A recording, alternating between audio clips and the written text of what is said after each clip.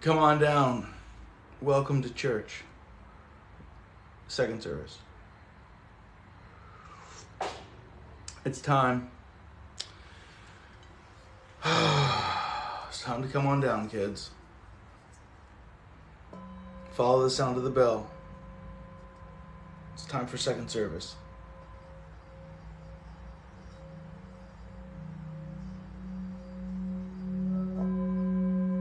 Was anybody here for first service?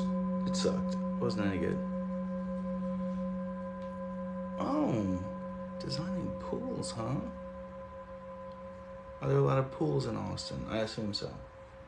Sounds like a great place to swim.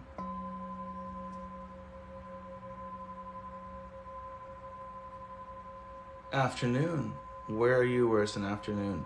Because it is a nighttime for me. Yeah, where are you guys at? It is currently almost 8 o'clock. It is 7:55 in the evening. The sun has set. The sunglasses have come on. It is time to ding a bell. And we're having church, in case you were wondering. 10 o'clock. Oh, New Zealand. I'm glad they've been very helpful. I'm glad you've been listening. Look at us here all hanging out, having church. Dinging a bell and stuff. Isn't it great? 2:55 p.m. Man, you guys are all over the place. I like it. I like it. All right, let's do a church teaching. Because we're churching it up, guys. Do you feel it? Everybody, do you feel a little Holy Spirit in you? Zinging around. Ooh.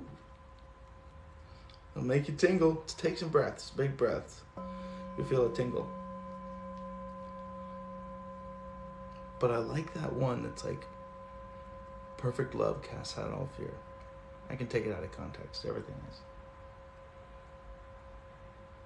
The whole idea of that, like perfect love, like what is that but acceptance? I accept you, I accept this thing as is. I have no demand for it to change. Any bit. Perfect love. Pure acceptance. And so then there's no demand for it to change. So it casts out all fear. There can be no fear with no demand for change. Might sound a little esoterical, but when you think about it, perfect love casts out all fear.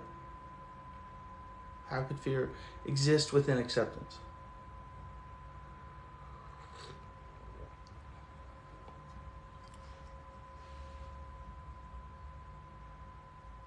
Anybody? You're just here for the bell. We can do that. We can do that. Oh, yeah. I'm also here for any questions. I'm glad the video's been helping for those that have been listening and watching. Yo, what's up?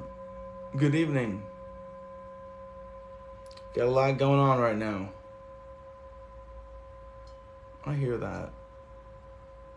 Just remember, you gotta look at it this way. Well, you don't gotta do anything. Don't take my word for it, but I found this helpful. There's always all this shit going on. Like, all the time. It's just a shitstorm out there. Have you seen it? So you kind of like go, oh, there's always shit going on. You just don't buy into it, You let it thrash about. You say, yeah, that's definitely not shit I'm going to play in. I've learned. But it's still going on. So you still get all caught up in it. You get covered in shit when you do, I'm ringing that dinger. I'm getting it warmed up tonight. Oh, it's gonna shake some stuff loose. All right, my girlfriend is going to Berkeley, so we are physically splitting. Yeah, that sounds painful. The physical split, like you're not gonna be in each other's energy, like that physical. Now you can keep it really clear open emotional communication. Takes some work, takes some vulnerability. Obviously, there's some mechanics to work out. You guys will figure it out. It's a roller coaster with its ups and downs, but at the end of the day, it's just a ride. Yeah, like, this is a great way to look at it. Life is just this experience. It's happening, you know? It's like, oh, it's going up. Oh, shit, it's going down. Oh, yay. We're in the loop of doom. Fuck, you know? Just kind of roll with it, you know? No sense getting caught up too much in it. Okay. Do I believe in free will? Does it matter to you? Absolutely, and yes, and maybe. I mean, there's always a level of free will. I'm gonna ring this dinger. Did it? Now, you back that thing way out and be like, well, there's a mathematical operation here, you know? All this stuff lined up electromagnetically, and Daniel, ring the dinger. You get real into the math of that one.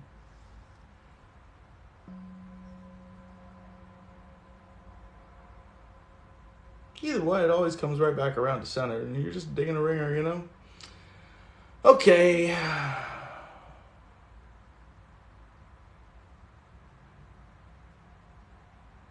You're about to finish.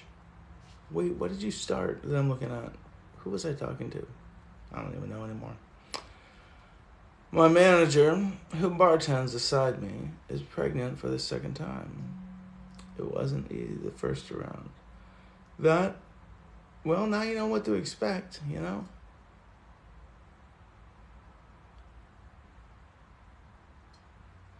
Yeah, here's the thing with tough stuff.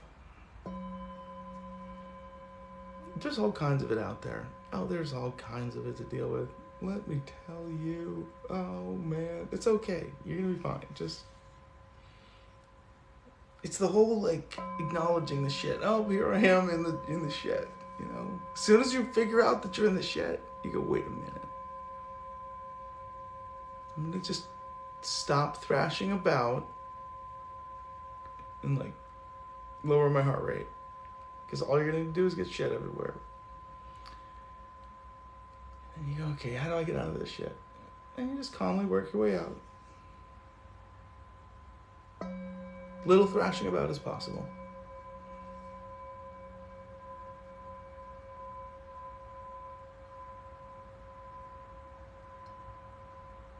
It's always just learning something. It's always just an experience. You don't get caught up in the whole experience.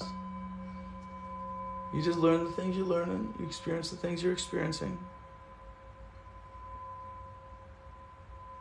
But if you can get a little space between how it feels and how it thinks, like with a breath, like take a nice breath. And let your nervous system calm down to sort of like separate the mind and the heart, like how it feels and what you're thinking about. Then sometimes it doesn't seem like it's such a big shitstorm and you start learning stuff. Those events actually open up neuroplasticity. The injection of cortisol throughout your entire system. The stress hormone. And then you can learn something new. Pain is a teacher. Okay. You're calming. Well, you don't even have to be calm. Just ask yourself why you're not calm. Then you'll figure out why you keep getting yourself worked up. Self-observation is key to getting through the tough stuff. Yep. Navigate through observation. Yep. I have not read Stephen Covey's. Yo, Zach. Zach's back. He's in. We're having some church up in this bitch, Zach. Zach was here for first service tonight. Now we're here for second service. Sunday, so. We are in a simulation. You could definitely look at it that way. There's a lot of ways you could look at it. You know? If you're in a simulation, might as well have fun with it, you know? It's like, make it a good one. You know, I talked to my kid about her dreams, and I remember this one really stuck with her. I was like, Nellie, she was like, we were talking about dream states, or I don't know, we were It's just fucking with their poor little heads. They love it. Nellie's like, time is an illusion. And I was like, Nellie, I was like, do you know if you're dreaming right now? She's like, no. I was like, well, it's like, might as well make it a good one. She was like, yeah. It's like, life is a dream. Just make it a good one, you know? As long as you're conscious with it, make it a good one. So maybe you're in a big simulation, or maybe you're in a dream, or maybe you're just right here. Might as well make it a fucking good one. Yeah, get in here for some sessions. Put Edwina? Who's Edwina? Did we name somebody Edwina? Do you believe that we manifest through dreams?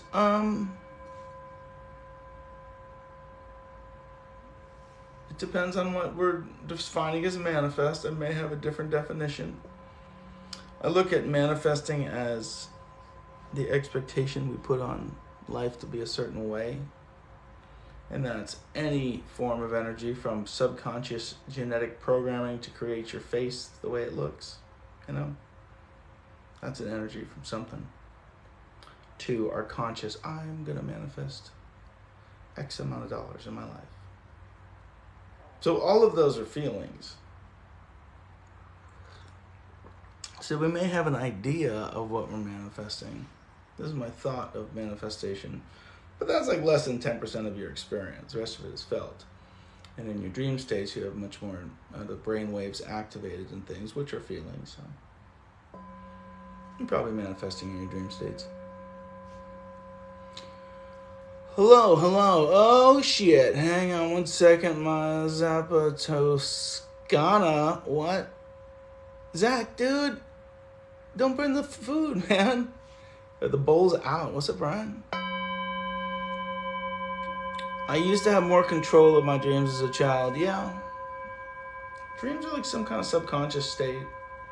You can pay attention to your dreams, like recurring patterns, and kind of tell you little subconscious tidbits about yourself. If you guys ever do a session with me on the emotional alchemy, please do tell me about any dreams that come up. I believe we speak things into existence that never would have happened otherwise. Yeah. Well, here's the thing. We never really try to do it on purpose. Like, I'm going to really fuck myself up with this one. You never do it on purpose, you know? Sometimes we do little self-destructive behaviors, but that's just to numb the pain of existence.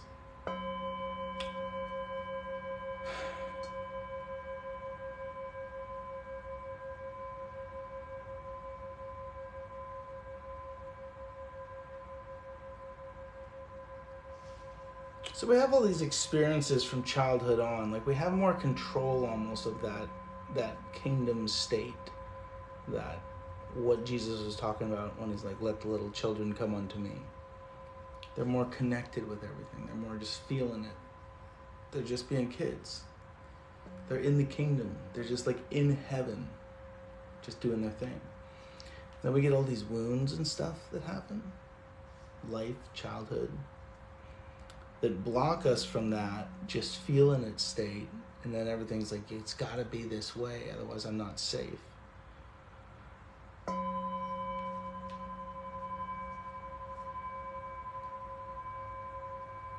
So it's almost like you have more control as a child in a way of that subconscious state. You're feeling more things.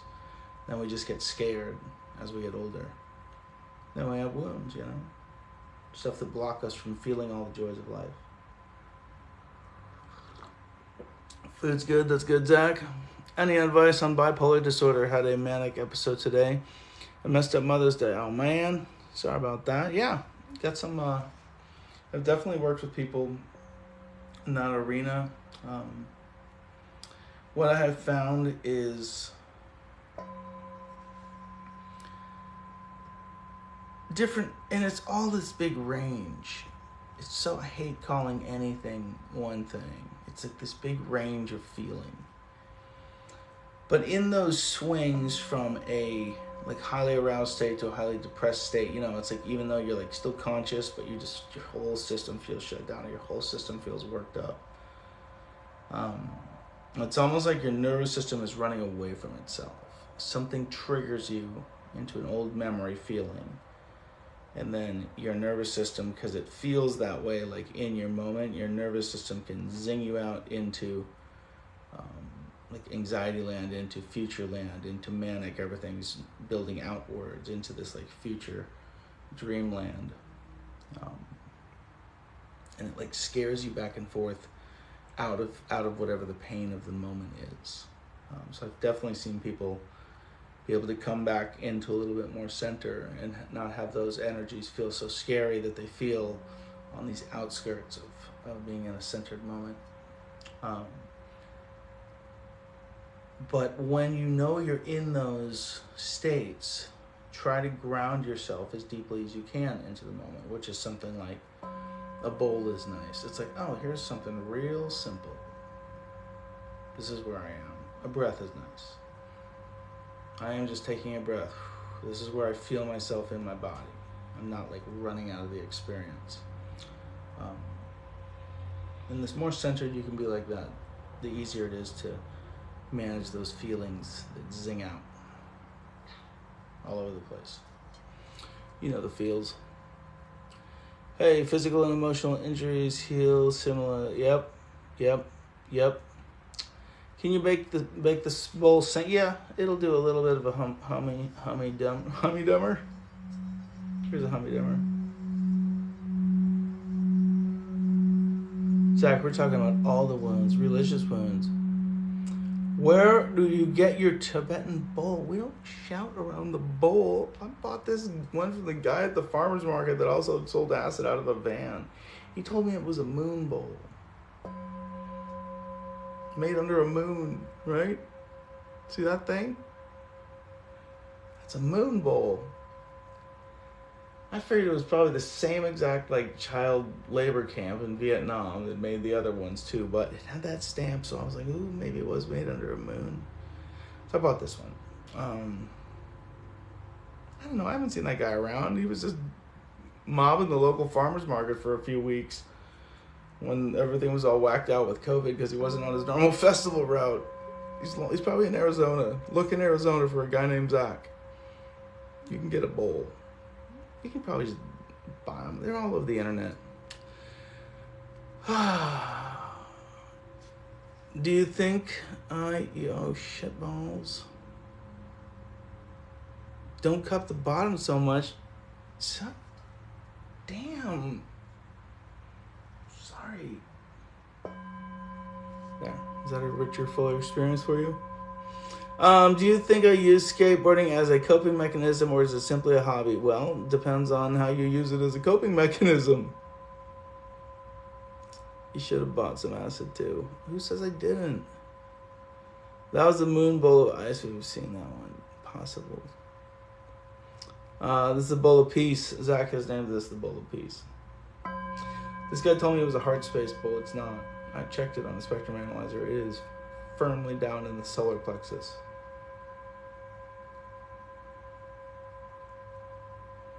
It's a hand hammered into it under the full moon. Somebody hand hammered. It isn't hand hammered. It's so not hand hammered. As someone who has hand hammered things, there are possibly a few hand hammered marks on this. It was definitely hammered. And somebody had a hand that was operating some equipment that made hammer marks. But when you imagine Vietnamese people hammering at hot bronze under a full moon,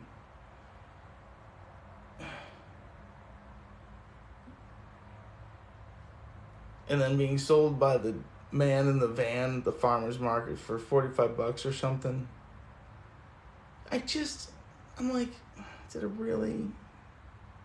And what does this even say? You know, where'd it go? What? Nobody knows what that says, huh? Who knows what's going out there when I ding this with the ringer?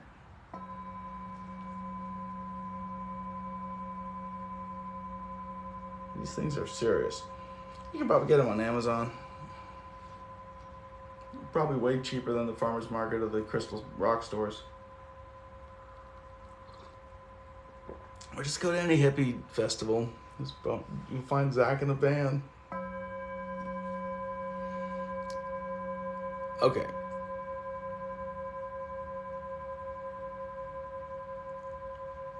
When does Zach want this on the moon ball? Yeah, just yell at any festival you end up at. Or if there's like the van folks, you know the types. They got these bowls and some cool sweaters. You just be like, Zach. He'll be like, what's up? I got your bowl, you know. That's all you got to do.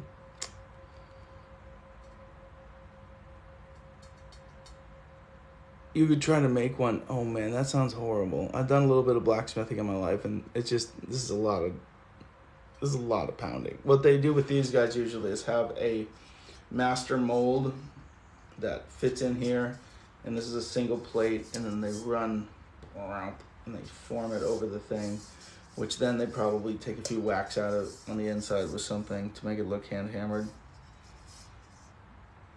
Yeah, it's just spun up on there and then whacked around a little bit. It's not how things are made that are sold at those prices. Ah, people. How am I supposed to hold this thing again?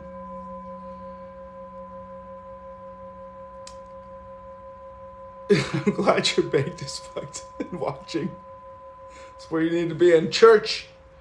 You guys need to be in church tonight because we're having church. This is season 2. What's it called? Service 2. Season 2 of church tonight. We're going to talk about spiritual concepts, right? Zach, what do you want to talk about? Church of the Earth is back, bitches. That's right. Good. I'm glad you guys are all. This is the bake service. I'm gonna be extra weird just to fuck with you a little bit. Just to fuck with you. Oh man. Okay. Dude, you want some Jesus? Let's get some sweet Jesus. Oh, sweet Jesus. I don't have many cheeses right now, but I do have sweet Jesus. Let's talk about Jesus. Okay. There's a fine line, and when I say fine line, it is a very narrow expanse within my heart of my love for Christ, the idea of the attitude of Christ, Christ consciousness, having Christ within your heart, being like Christ, those ideals.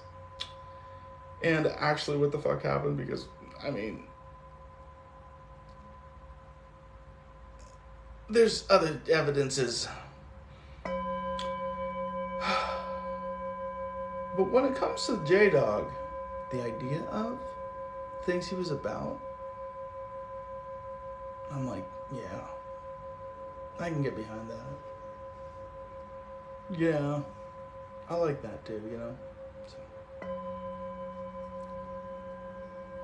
I like the ideas.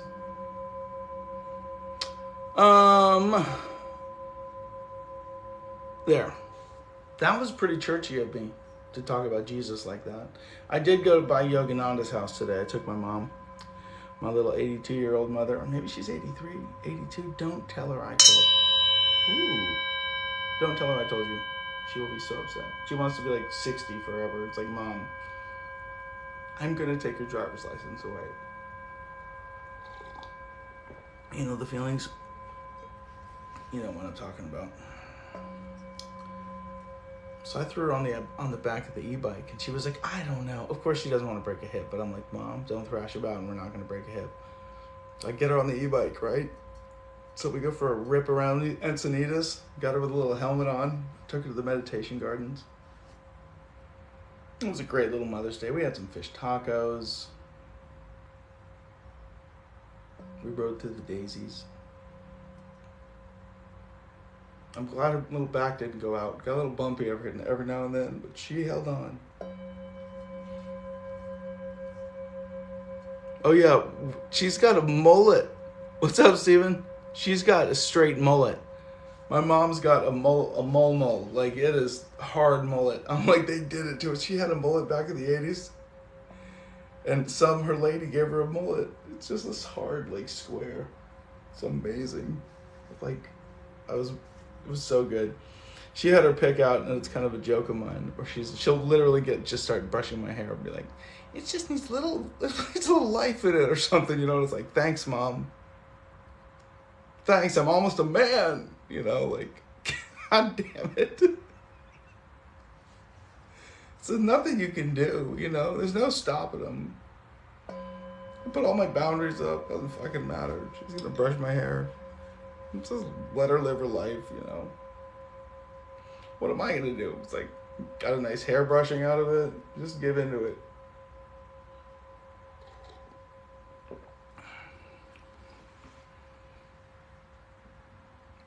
Am I the only one that knows what I'm talking about here? You guys know what I'm talking about, right? I called my mom. She declined your call and texted me. It was okay. I said, it's Mother's Day.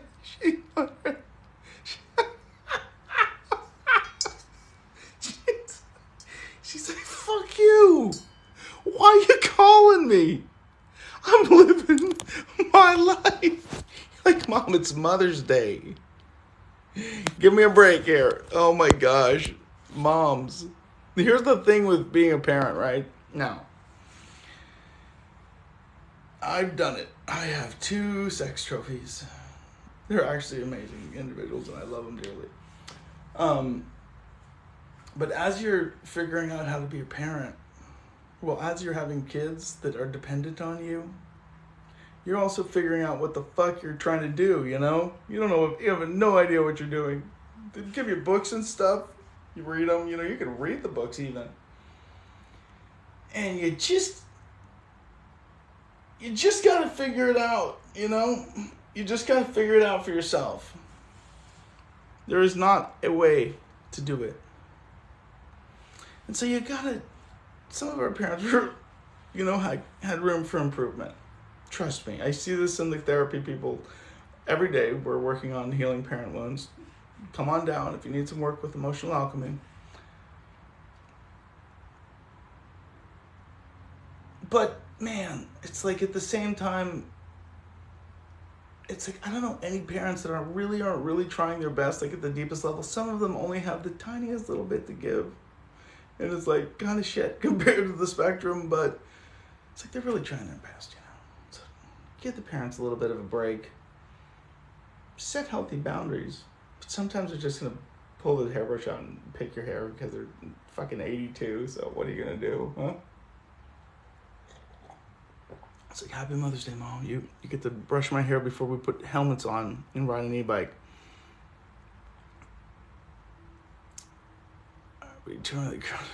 Your mom's in a Mercedes RV touring currently in Florida. She's like, don't even fucking call me. Oh, man. Oh, that's great.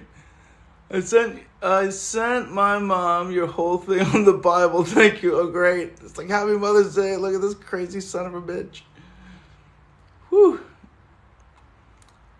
Heal the hurt that Saratoga's your life. And life is messy. That Saratoga's your life? I'm going to have to look this up. Okay. My 15-year-old son is side watching you with me and is laughing with your 5. He's loving it. Good. You should laugh with it because I'm just laughing at myself here, all right? And if we can't laugh at ourselves, then what the fuck are we doing here, you know? Everyone's all in their own head. Nobody even cares.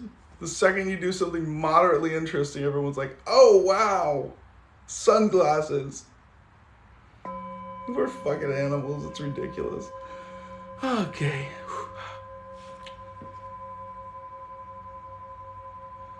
I almost cried. My mom just reminded me that I'm the one that made her a mom. My mom loves that one. She loves it. Just like, it can be Mother's Day or Father's Day or my birthday or Christmas. She's like, just remember, I'm the one that made you make me a mom. And I'm like, yeah, Mom.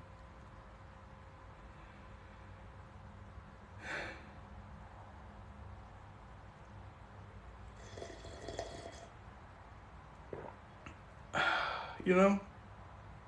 You know those moments when you just gotta breathe? Moms are the final boss of Zen. Thank you for the rose. Thank you for the rose. I am having a good day. I hope you're having a good day too. So yeah, moms are great. And they know. Here's the beautiful thing about parents and kids. And when I say beautiful, I mean it's fucking horrible. Okay? Just go with me. As parents, we're like, here's some of my bullshit, kids. Let me teach you how to do it. I'll do it for you, and then I'll show you exactly how to do this bullshit. And then they get up to that bullshit. You see them getting up to that bullshit, and you're like, they're yelling at the sister or something. And so you yell at him, don't you yell at your sister. And he's like, I'm not yelling at my sister. Why are you yelling? Why are we all yelling? Right? But then if you stop in the middle of yelling at him about yelling, and you go, wait a minute, where do you fucking learn that, you know? Oh, it hurts, you know? It really shows you some stuff about yourself. So it's this mirror that goes both ways. Your parents like installed all your buttons and they know exactly how to push them. They're like, oh, you like this one, huh? Motherfucker. Ah, mom, please don't push that button. You know about that button. Of course, it's their same button, their same wounds, their same incongruent energy, whatever. And then you see it in your kids, and it's this mirror right back, and it's this big mirror on both directions. It's very difficult. I don't know if any of you know what I'm talking about, but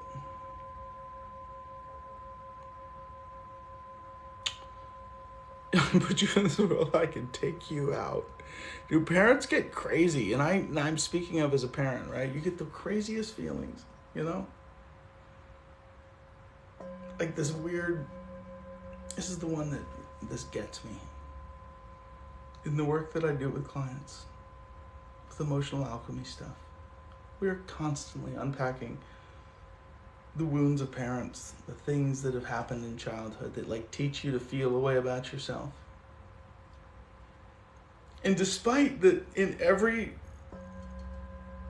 self-help, heal stuff, discipline, it's always these parent wounds. We as parents are still like, well, I'm the parent, I know best.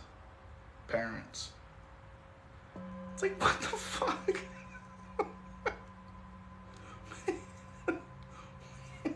Do we really? Like, we've just been like conditioned to think we know best.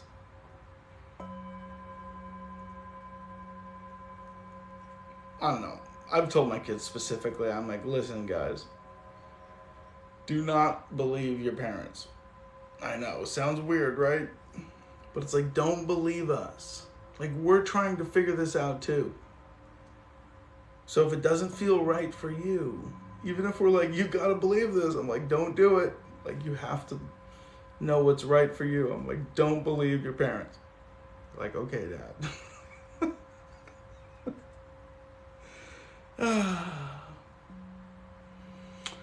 All right. Anybody here for that kind of parenting? Is anybody else? They seem well grounded and well adjusted, They got great little bullshit detectors on them. They know when there's some bullshit about. They're just like, whatever.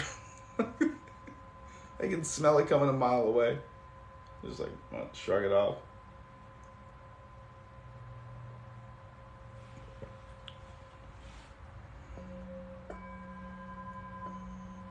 Okay, we can talk about the foundry process and manufacturing process of Tibetan bowls. Different options. Maybe a little metallurgy. That'd be fun. Or we can talk about parenting. Or we can talk about how we're a infinitesimal space fart on a tiny rock in an infinite void. Always one of my favorite topics. We're taking a vote. Let's hear it, guys.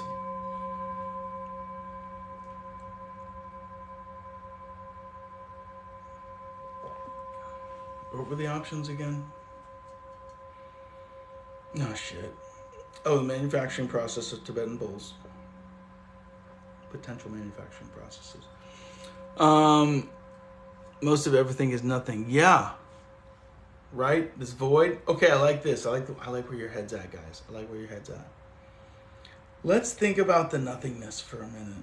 Or just for a second. It hurts.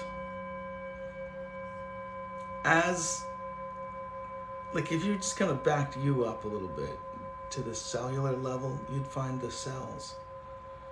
And they're all made out of shit, too. So you gotta zoom in there real close. You get down to this atomic level where it's these little energy balls, right? You got a little ball of some things. Not even molecules. What are they? Protons? Neutrons? Neutrinos? The small shit. Which have subatomic particles floating around them. And then there's an electron field that's buzzing. Now, none of it's made out of anything, right? Nope. No, it's just buzzing shit. And then, based on the expectation of the subatomic particles, they will configure themselves into a particular orientation to create an electron field that spins a particular way to create a particular electromagnetic structure to then attach itself to another one and create things like molecules. And then it just kind of builds out from there. But all of that buzzingness is happening in an infinite moment that is ever changing and not moving forward, but just expanding in every direction at once. It's a lot like these sound waves, if you could see them, but you can't. Because your ego won't let you see the sound waves. Your ego being your perception of how everything works. They don't come out in a flat wave, they come out in a bubble. Everything's like expanding outward from that moment. So it's like,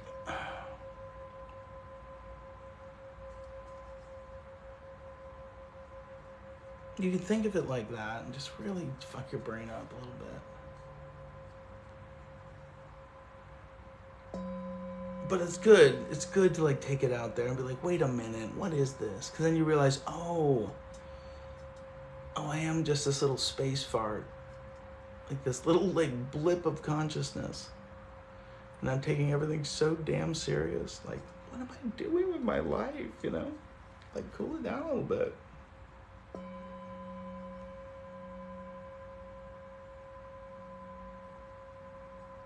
don't know, that always helps me. The nucleus. Thank you. But most of the whole thing is just empty space. You can put all this shit in there and it's still empty space. This is random. But what's your thoughts on calling into work when you need a mental break? Feeling dead. I would probably call into work. I would just say that. Say, hey, I don't know who to talk to about this, but I feel funny talking about this, but I think I should talk about this.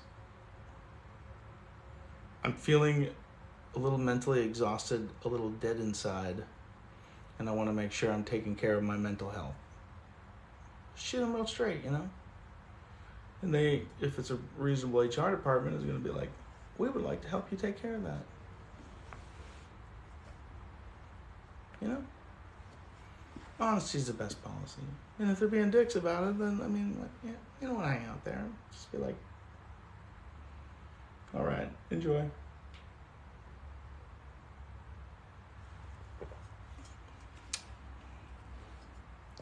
It was all a dream, huh? Probably. The visual TV static, yep. Sensory data and hallucinating reality. Effectively, you can definitely break it down to that. Easy enough.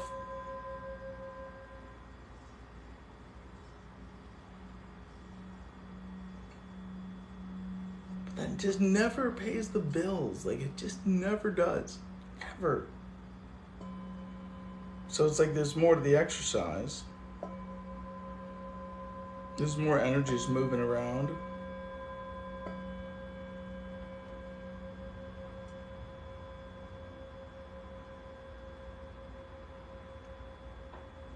So what do those all mean, huh? If we're nothing but hallucinating sensory data.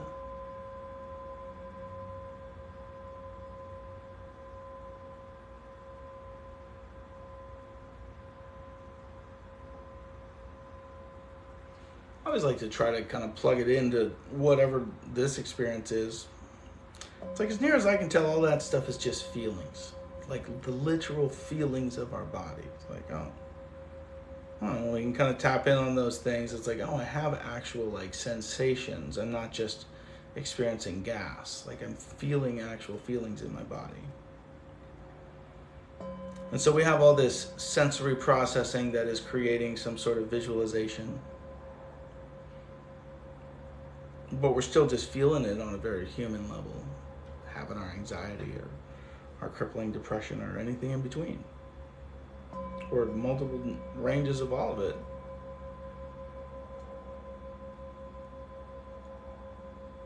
And we're even talking about manifesting, like, where does that come from? Like a feeling. So it's like the most applicable thing I can come up with in learning to manage your mental state is also to learn to manage your feeling state, because it's all of that's connected. So when it feels worked up in the body, to practice releasing that bodily. No, I'm right here. I'm just going to take that breath. And coming back into this embodied state of being here, not out in this, I'm just sensory processing something, because you're still feeling it in your physical body, which is here. Hate to break it to you, at least how you're perceiving it.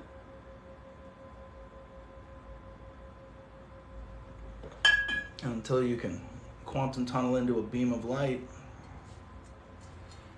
and manifest as something other than a space fart, here you are on a little spinning rock in an infinite void. Don't take it too seriously. Oh, I'm glad you love the TikToks. Oh yeah, your mom called you back? Your mom was like, don't bother me. I'm having Mother's Day. Oh, man. I like this. I like this autonomic money brain getting in the way out. What is meditation for you? Is it a state or is it doing? Ooh, I like that. I like that question.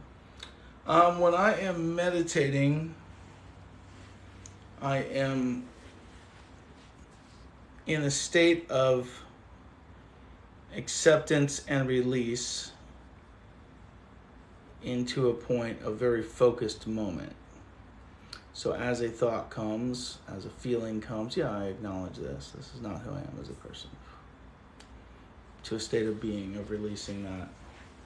And so my practice in meditating is to move to a state of, I don't know what it is. It's just a higher state of like beingness, of feeling everything, of acceptance of all things. And this like connection feeling.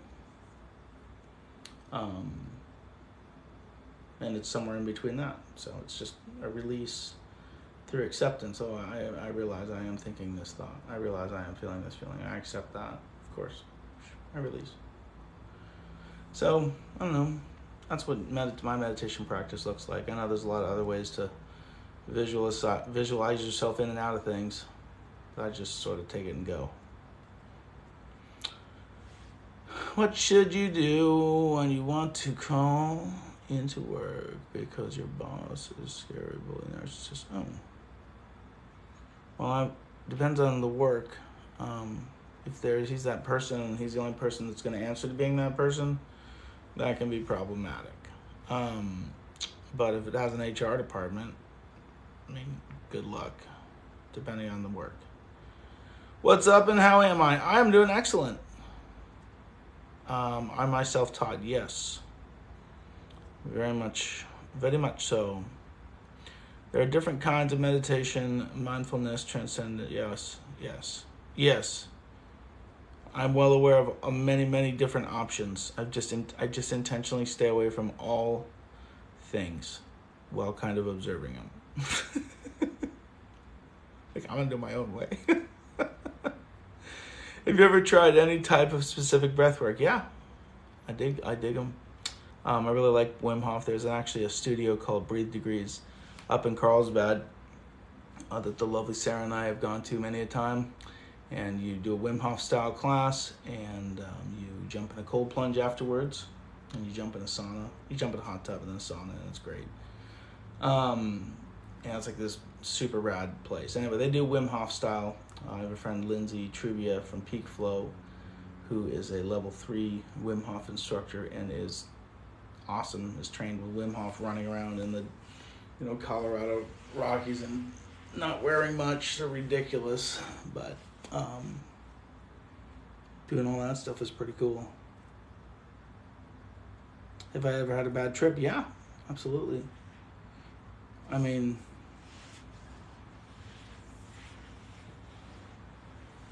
they're good parts of them. I mean, that's an element of an ego letting go. That's an element of an emotional state that you can't let go of, which is the reason, instead of acceptance and flow, release.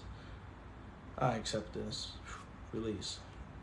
Being in that, with it, allowing it to pass through. The same with, I was talking about earlier, that's why bad trips hold, because you can't accept it. As soon as you accept it and you release physically, release the tension of it in your body, it just goes away. HR is worthless. Yeah. Is walking your dog meditation? Yeah, you can do that. I had a lot of hours meditating on a one wheel, and I didn't really realize I was meditating until much later. I just spent, when I was sort of in this, like, not intentionally isolated time, but I just spent like kind of 3 years by myself, not really doing much with other people, like not a big friends group or anything like that. And I was just reading and meditating and then trying to figure out what was up with me and my emotions and things like that.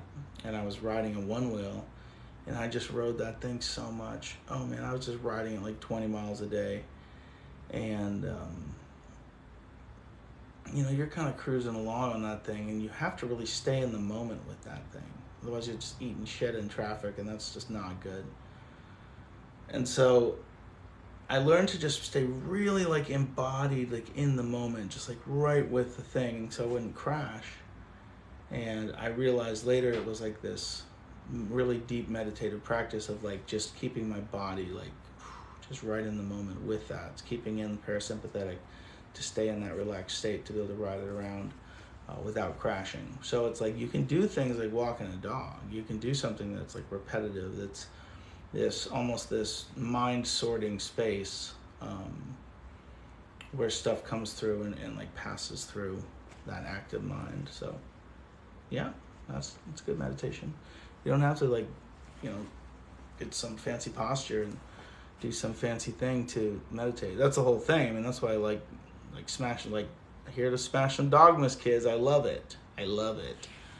But it's like anytime there's, oh, you have to do it this way, you have to sit in this posture, holding these mudras with these beads. It's like, no, you get to do it however you want. You're an infinite being.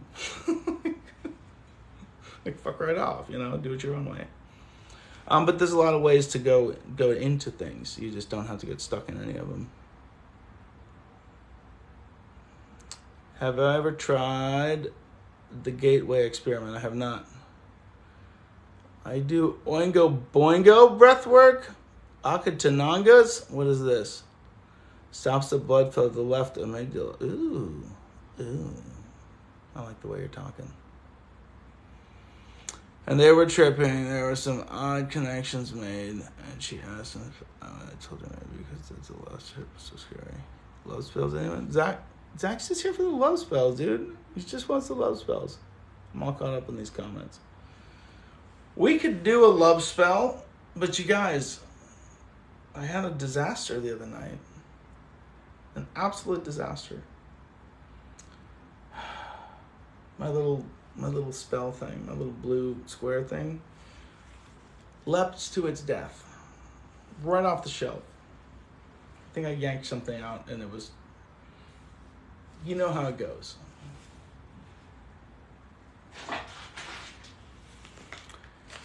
Ended up in many a pieces. Yep, it's okay. We got this.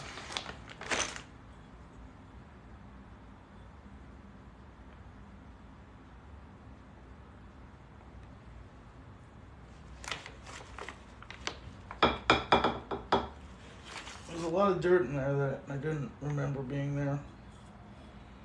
But we're going to make it through. I'm going to figure out how to use this. It's not the best option, but it's the option I had, okay? Which one do you guys want to do?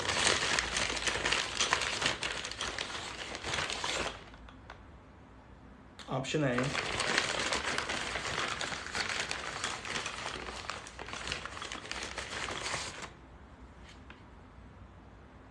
Option B.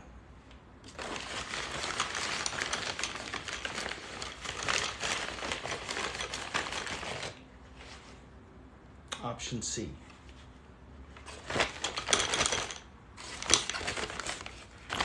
I'm glad I calm you. Am I sober? I'm being fucked up on tea all night.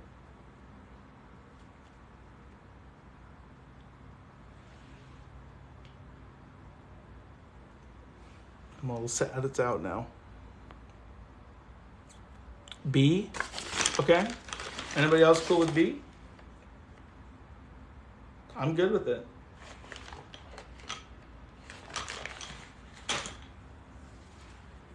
We're gonna make this work. Oh,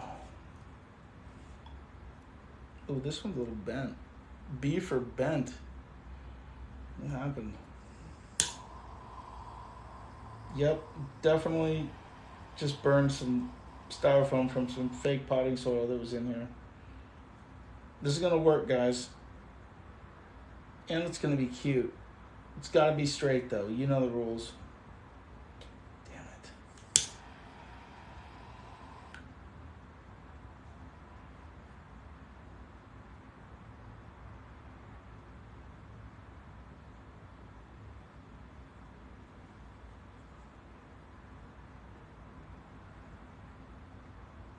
Is this gonna work, guys? B for broken. It's perfect now. We got this. All right. Love spell coming up. Just for you kids. This is the best church service ever. This is the second church service I've done today.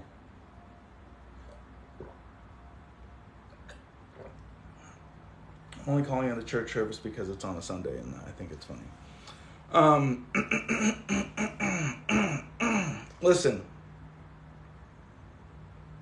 if you're a Christian or are easily offended by spells, look away, because it's about to get crazy. Because I lit this little spell candle here, and I want you to know how much I absolutely love you, because it's a love spell.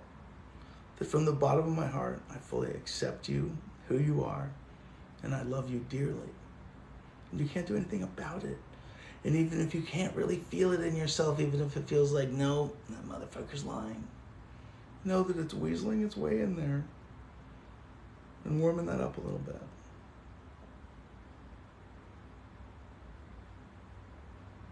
Voila.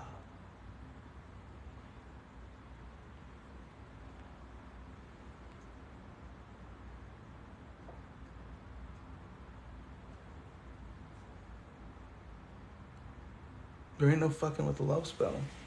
You guys are done. What are you gonna do? It's gonna burn out? You're done. Okay, cool.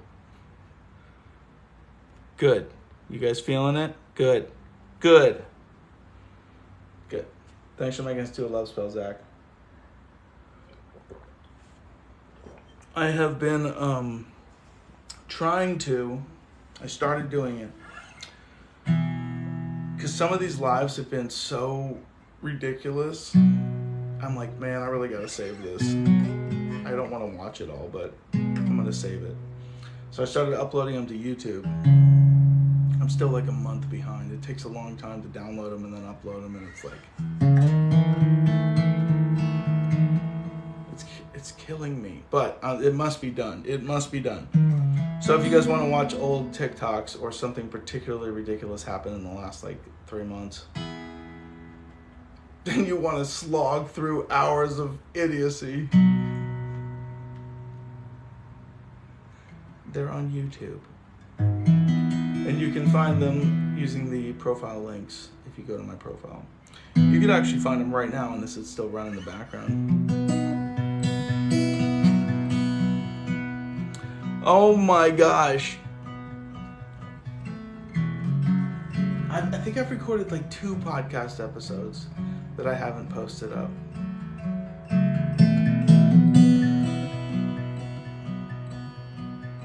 Does anybody know of a cloning program? Because sometimes I just can't. There's just too many. I don't want to do all those things.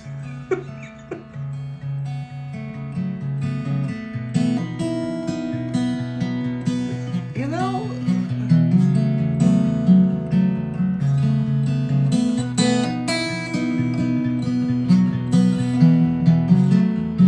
And we should upload the meditation sessions.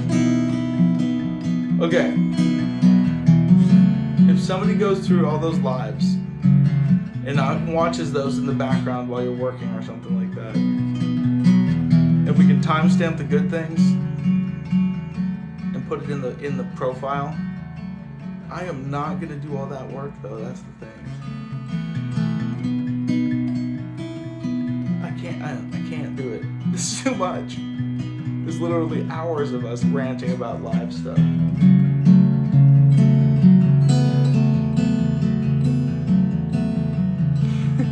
All you need are glasses and a bowl. Just dinging away. Just ringing the dinger. Or dinging the ringer. Either way, it doesn't matter when you have a bowl. Okay, guys, I swear I'll get it together on this stuff. In the meantime, I did rebuild the website a little bit. So you can reserve emotional alchemy sessions right there. And then we'll get you booked into a spot as quickly as possible. As well as coaching calls. If anybody wants to jump on a call and have all of your life's questions answered by yours truly, I'll do it. I'll do it. You mark my words. Alright, what are you guys talking about? Zach, one day I'm going to have it all cataloged out. Yeah, that's a lot of hours. Can you imagine? This is my day job. My day job is doing emotional alchemy work, as well as just coaching calls and things like that. Some people use me as a therapist, but I usually try to get people in and out. It's like, let's heal some shit. And that's like 1 to 5 sessions, and they're on their way. Their merry little way. But the work I do is called emotional alchemy. It's a way of feeling into some old negative experiences and things, finding some old stories, why you've been feeling the way you've been feeling, suffering the anxiety you've been suffering, healing traumas, things like that. So I help people through that process. The lovely Sarah also helps people through that process. And then I take coaching calls for people who have questions about life. And you can get those both on the website. And you can find that by looking at my profile links. There's a whole bunch of links to different places there. But that's the day job. But this is also part of the day job, to just hang out with you guys and teach people how to heal their emotions and get a little bit better feeling. Because it's totally possible.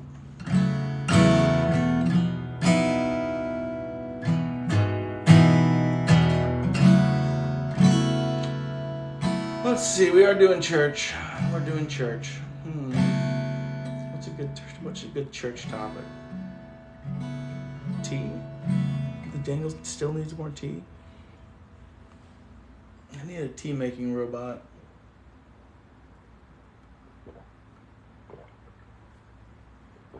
That would be delightful. If anybody wants to make me a tea making robot.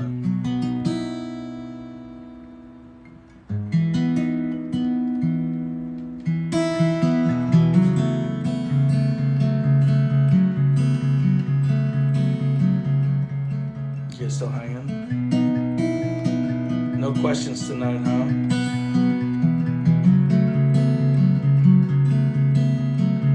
I'll rant about something else if you want.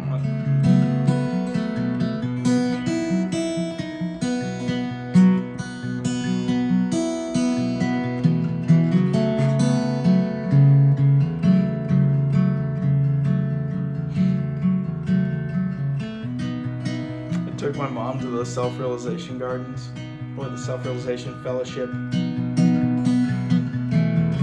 meditation gardens, and I'm teasing her as we're leaving. We're like putting our helmets on, get on the bike, and I'm like, Mom, do you feel a little more self-realized? And she goes, I think I do. She's still got it. She's still got the humor. It was pretty great. What do I miss about praise and worship? Not really anything, Lisa, other than just playing a lot. That was fun. Can we still talk about wounds and limitations? Yeah, we can talk about that. Consciousness. Any theories? Ooh, anything? I think I just said this. I think. I'm like kind of fabricated for yeah. Yeah. Christianity limitation. Relief from Christianity limitations. There's a few of that in here, yeah. I mean, we could talk about like wounds, and even if that be from like church wound stuff. Like there's a few of us in here who talked about that stuff. You know, anything from kids with like trauma, like rapture trauma, from getting scared shitless that their parents had disappeared or something like that, and they got scared out of their minds that they missed the rapture and their parents were just in the other room, and they freaked out, and they get this like ingrained thing in their nervous system, to all the feelings of shame about being a human, that are so like prevalent in church culture. But when it comes to changing anything, it's a matter of being, to arriving in a state of like truly embodied being, feeling that thing. Like, do you feel like that person?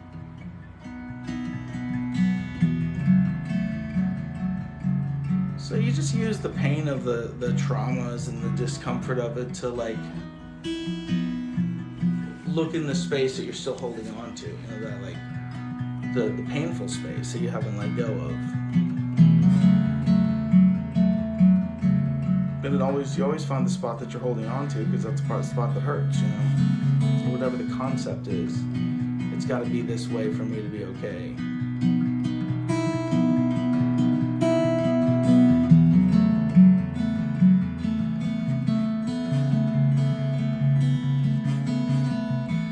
So I guess when it comes to healing anything, it's just like a radical awareness of why you're feeling the way you're feeling, to the point where you can change the way you're feeling, like consciously, to do a new way, to be a new way.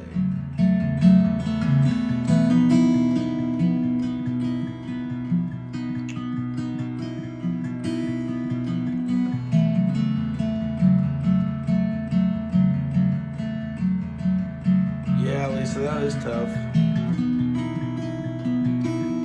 Yeah. Hello.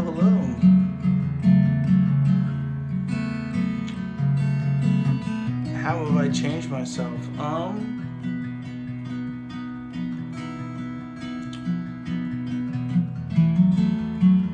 just got really honest about my own awareness of self, maybe.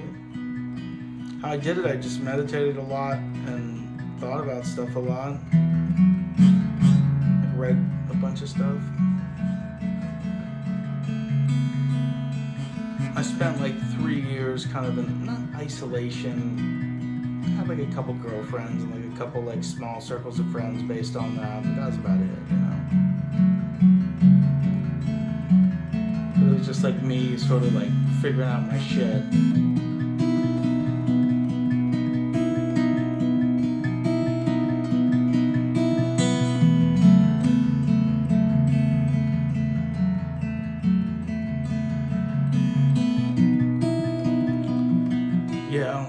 Yeah, the mask thing is something that really gets people.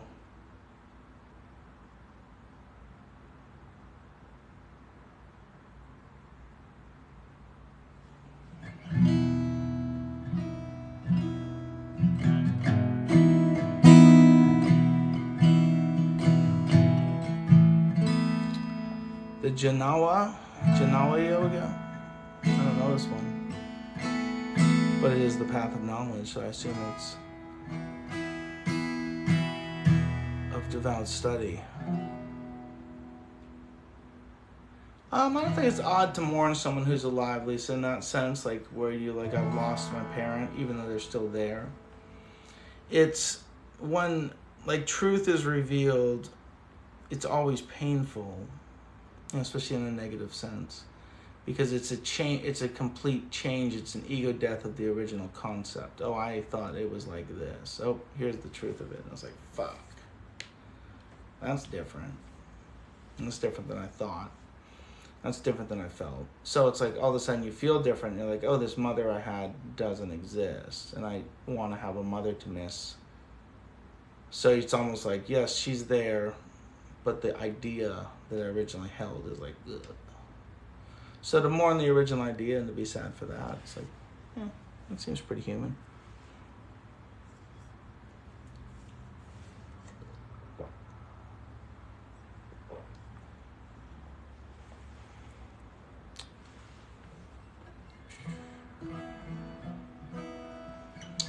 You're a flexible yogi. You can change your path. You don't even mind. I like that. Oh yeah. The whole leaving, like if you leave the church, your family isn't. You're like excommunicated from the whole culture, everybody that you knew.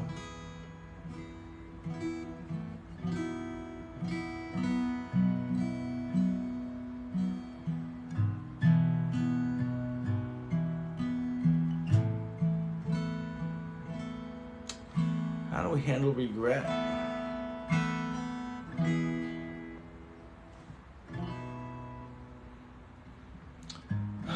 It's always a choice to say, to realize. It's always good to just bring awareness, like, well, what am I regretting? Okay, I regret this decision. How's that decision helping me in my moment right here? Well, I'm regretting what I did in the past. Well, how's that past exist in this moment right here? Well, I'm thinking about it, like jams up your future action. By jamming up your moment, you're just dwelling in it. You're regretting something. You're thinking about it again. So you got to bring awareness and be like, oh, I'm definitely doing that. Like, look at me. Look at me go. And then you go, wait, why would I do that? Then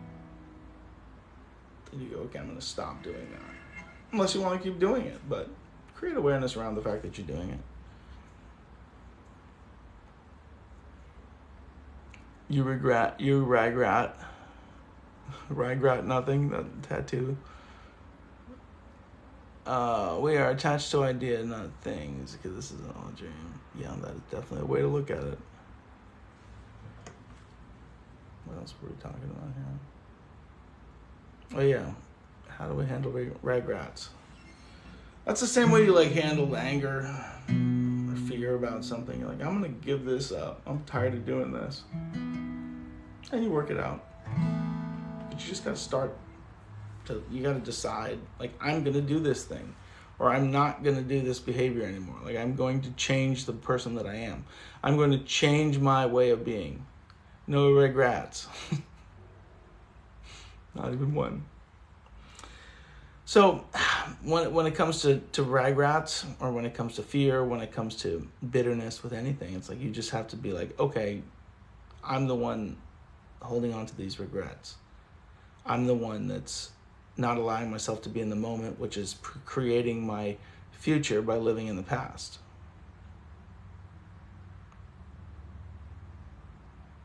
Yeah? Is that enough of a mind bender for you to stop thinking about it so much?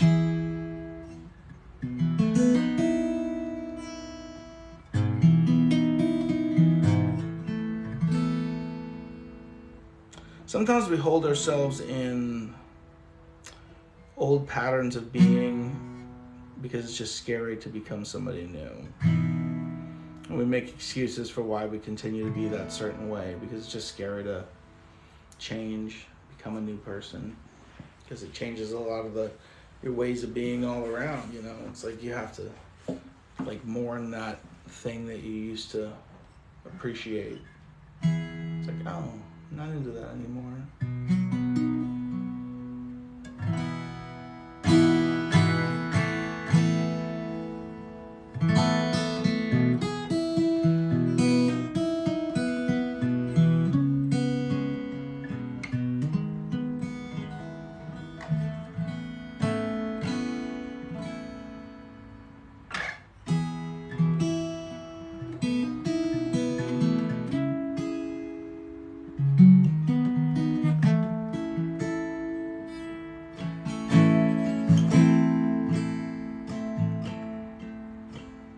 Glad you're feeling it.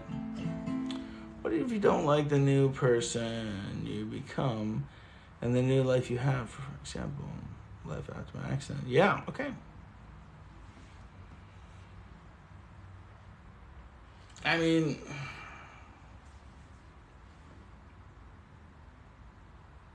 yeah, what do you fucking do with that one? Right? You're like, I wasn't planning this. And then you've become this new person through some series of events, and now you're stuck with that.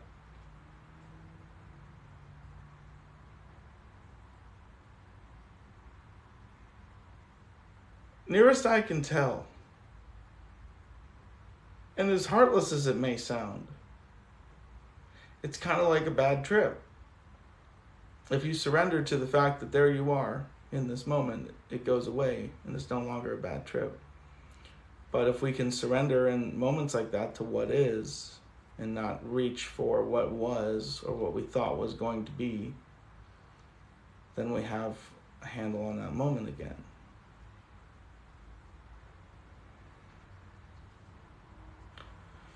Makes sense in my head.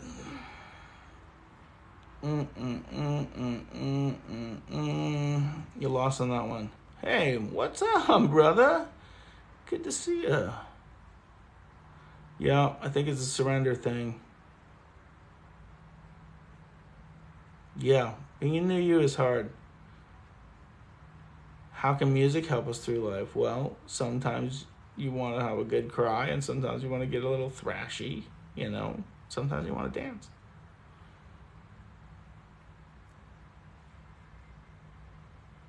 You're welcome. You're welcome.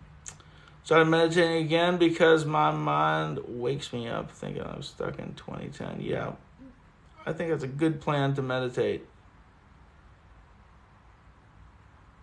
Do that and tell your mind where you're at. Accept, surrender, embrace, let it, yeah. New me is different and sometimes rough, but there's a beauty of being different, yeah. Yeah, that's the thing. Don't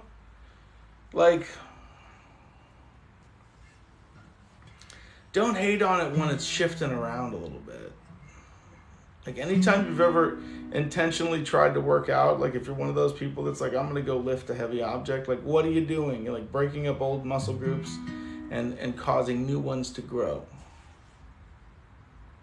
Like it's a little bit of a destructive process to create this new growth. And it's the same with our life. We're like, oh, this is going to shit. Well, it's like, nah, it's just kind of shifting around a little bit. Like, cool it down, you know? Just Roll with it. You don't gotta freak out, you know? It's just shifting. Which always has an element of new growth, so it's all good, you know?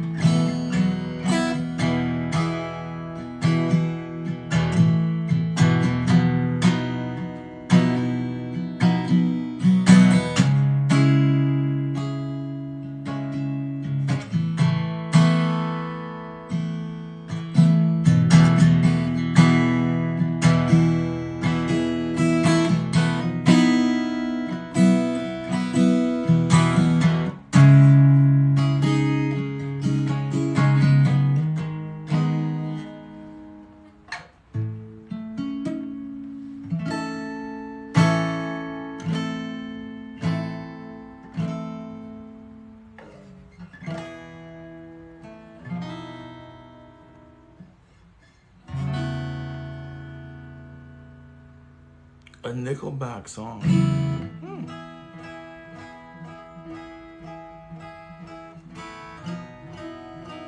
Why are we changing ourselves? Oh. Just when things shift around. Like sometimes we're like, I don't like this.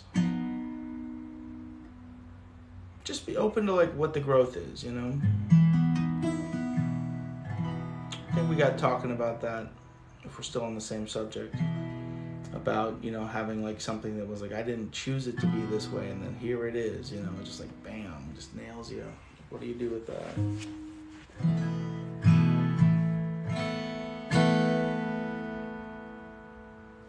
Present moment awareness. How do we stay in our present moment? Yeah.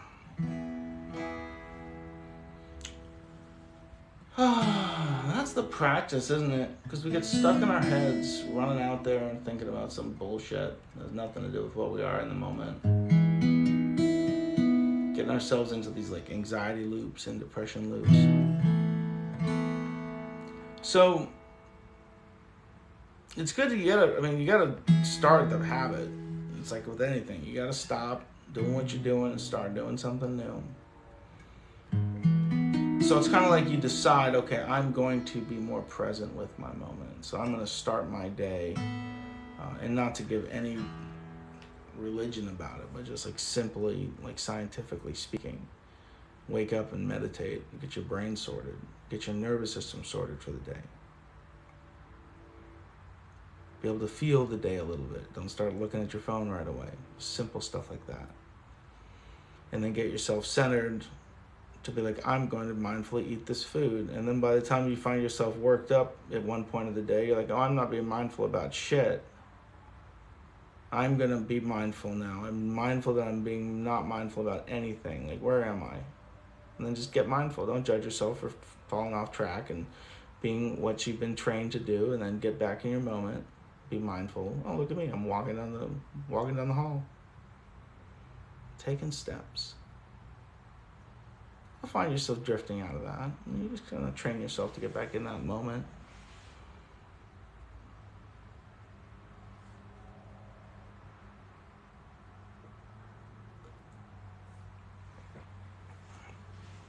All right. Brenda's putting some new feeling sets in. She's installing the new feeling set. The new Brenda 2.0. Yep, radical acceptance.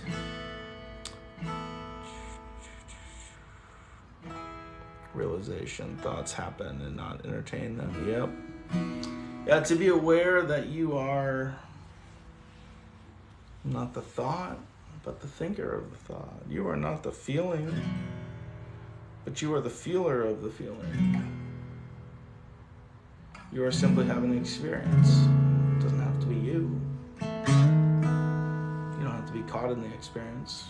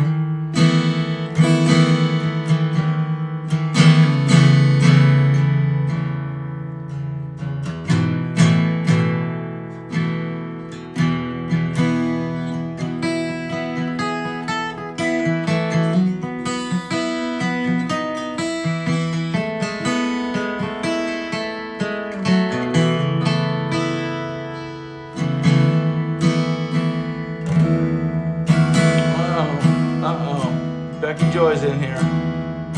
Throwing roses. We know what time it is. All right. How's the lady doing? She's hanging with the fam. We didn't get to see each other today for Mother's Day. She had a good mom's situation. Michael Seeley, huh? Wayne Dyer. I don't know Michael Seeley. Wayne Dyer. Musician? Where have I been? Where have I been? Where was I? Was I gone?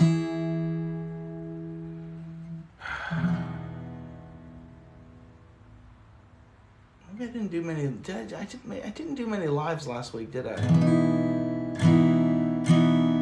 I was gone. I'm sorry. I was like, was I on live last week? And I don't think I was. I'm back. Sorry. I was just living my life, you know.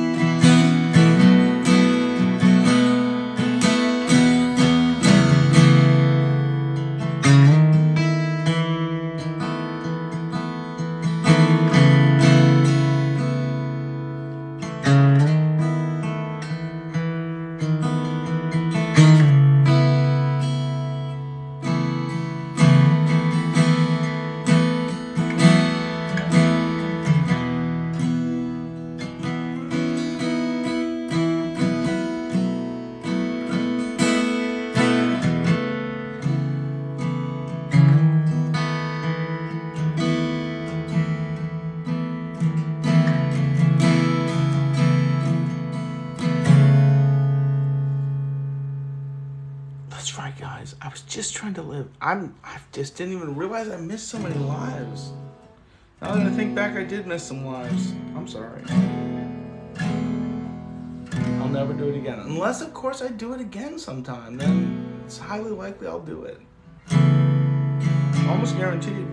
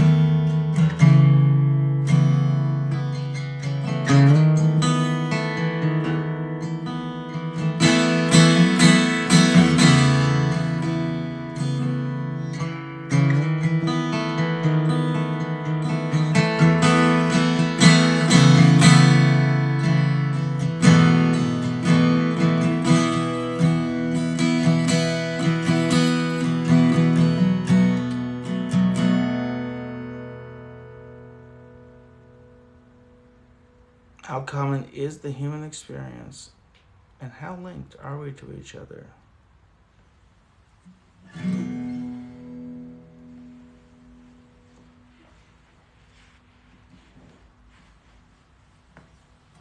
From the point of view of a human,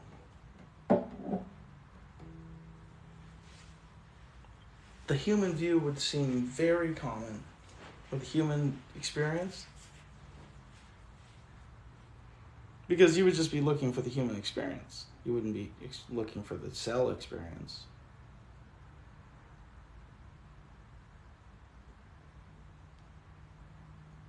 But in relation to the experience of a cell, the human experience is rather rare.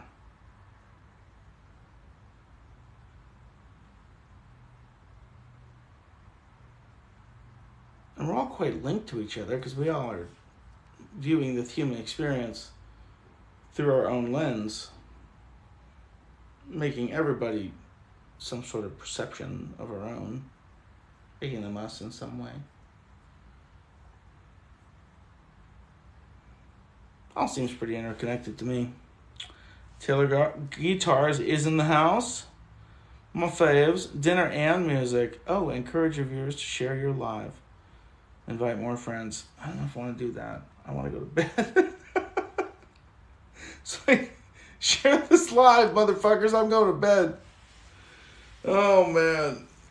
Oh, man. Well, guys, here's what I'm going to do this week. I'm going to do more lives. I have it in me. I want to do it. I want to be here. We're going to ding a bowl. We're going to drink some tea.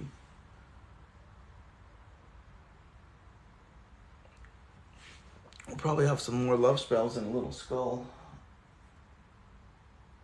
Supposing that thing works out. I'm assuming it's going to burn out cleanly. We're going to check it. We're going to make sure it works. But other than that, I just want you to know that I do love you dearly, and there is a love spell burning here. So in case any of you were not feeling loved, now's the time to feel a little bit of that, all right? Feel it tingle in there. You feel it?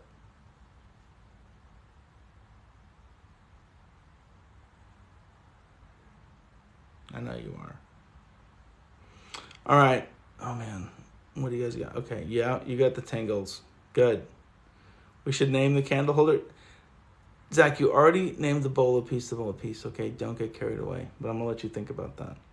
All right, I love you all. I'll see you later.